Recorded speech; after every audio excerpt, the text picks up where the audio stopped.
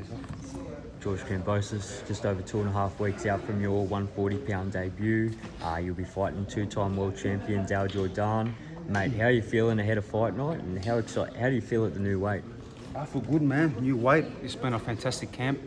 It's been not in the back of my head. I've got to make the weight. I've got to get to that 135 limit. So I've had that, more enjoyment in camp. I feel like, that extra energy, that power, that snap, the speed, the explosiveness, the reaction too is fantastic, man. So I feel good. Looking forward to fighting another former world champion, since 2019, who's always been champion after champion after champion. He's a two-time IBA world champion, he's WBA world title challenger. 8 straight back-to-back on March 22nd. Yes, that's the plan. But we're very focused on Jordan, and then the rest will follow. But Jordan's the first guy in front of me. Now, Dal, he is a former world champ. He's been on some of the biggest cards all over the world. Have you had to study much for this fight? I studied a little bit of him. I know his style. Thanks, Anton. I understand his style. I don't think he can bring anything else other than the style that he possesses. But if he does try to bring something else, we are fully ready and prepared for it. We've watched his fights, of course. We were meant to fight back in 17, 18. We went to fight back then. Actually, maybe even 17 we were supposed to fight. And so I watched him back then. And again, his style hasn't changed. So yeah, we're ready for whatever he brings. But like I said, I've been in, you look at the guys I've been in there with, from the Lopez style to the Selby style to the Bay to the Ogilvy and Barlas and obviously the Haney's and Lomachenko's and even the users. We've been in with all different styles. So whatever he brings to the table, we're ready. Now, Eddie says prior to the Jordan fight, you most likely fight IBF super lightweight world champion Richardson Hitchins in New York, June. What's your thoughts on that? It's exciting. It's motivating because, like I said before, it's an unofficial world title eliminator. You don't win this fight, you get nothing. Where do you go after this? So this is a huge fight. That's why I prepared, and I'm in tremendous shape. Everything has been fantastic, and that's there, that's dangling. But Jordan is the guy in front of me. That's business first. Like I've been saying, this is a two-part mission.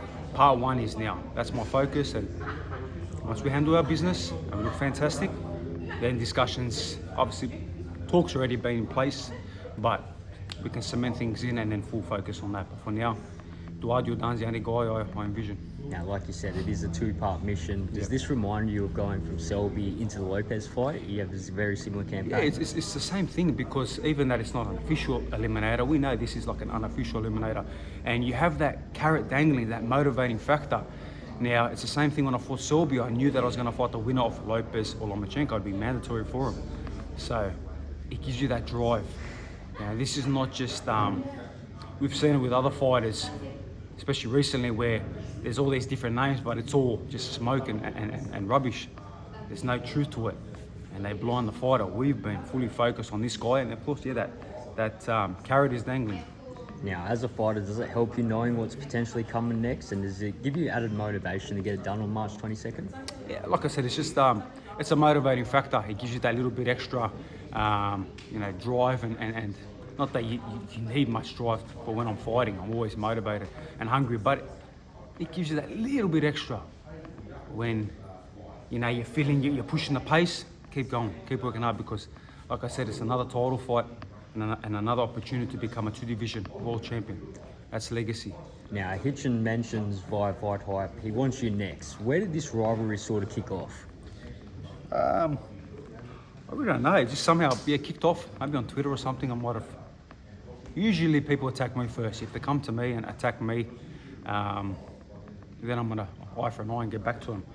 I'm a pretty chill guy. I've got a lot of other, focuses. When I'm not obviously training hard and in the office, in the gym, I've got other things going on in my life. But if someone comes at me, I'm a starter. So I think, probably started on socials.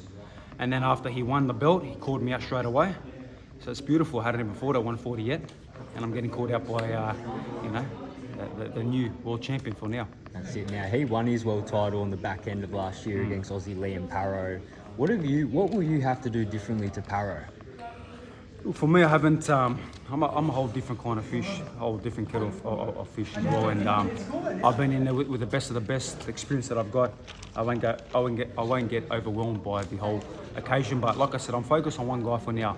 That's all things that we're going to continue working on once this fight's done. But for now, I've got Jordan in front of me. I can't make no mistakes with Jordan. Like I said, he's coming to win. He's got a whole country behind him, but I've got two whole countries behind me, and I'm coming to do damage to this guy. Now, over the weekend, we just had Gervonta Davis. He fought super featherweight Lamont Roach. I want to ask you, what do you think of that fight? It was a bit controversial. I mean, there was a lot of confusion with the knee. I just want to know your thoughts on that fight. Yeah, well, I just finished doing my Sunday recovery in the ice bath, in the saunas, and then just caught the fight. So nice and relaxed, got to enjoy watching the fight, but it was a little bit too relaxing because there wasn't much action in the fight, and I nearly fell asleep until obviously Lamont started really, putting the pace on him, and we could see it was a tremendous performance by Lamont Roach. I got to give him respect. I didn't think he was going to be able to do that, but he was saying he was confident, and I love that confidence about him. And fantastic job. We saw take a knee. That's a knockdown. You can't just in the middle of the fight decide to take a knee and go to your corner and get your face wiped up. Every time I've been split open, in literally every fight, I should be able to do the same then and get away with it. It's not fair. I think every judge in that round gave it a 10-9 to Tank as well. So I believe, I'm not sure, but that's what I heard. I've got to look back at it. And by that and the 10-8 round, Lamont is a clear winner. So he missed out on millions. It is what it is. Do you think they'll try overturn the decision? I don't think they're going to overturn it. I think there's too much power behind the scenes for them to overturn it and put that blemish on Tank's record. But I think they should do it again. Now, Tank, he was calling you out. What would you think would be next for Tank after this fight? I mean, he's just had a draw, lost a lot of stock, I'd say. What would he have to do to rebuild his career? Yeah, look, he's probably got to go back to that fight, I think. Yeah, I think that's the logical, way to go. There was a lot of back and forth between me and him throughout the week.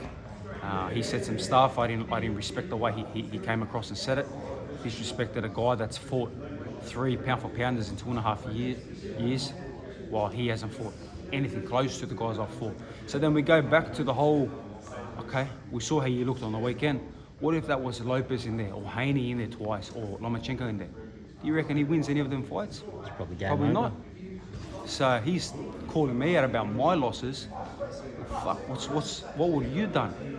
Because we saw you on the weekend. Yeah, you're a puncher, but when Lamont stood to your shots, and kept coming and hurt you and then pushed you on the back foot, we saw what happened. So I don't know. Whatever way they want to go. Like I said, I'm focused on my plan.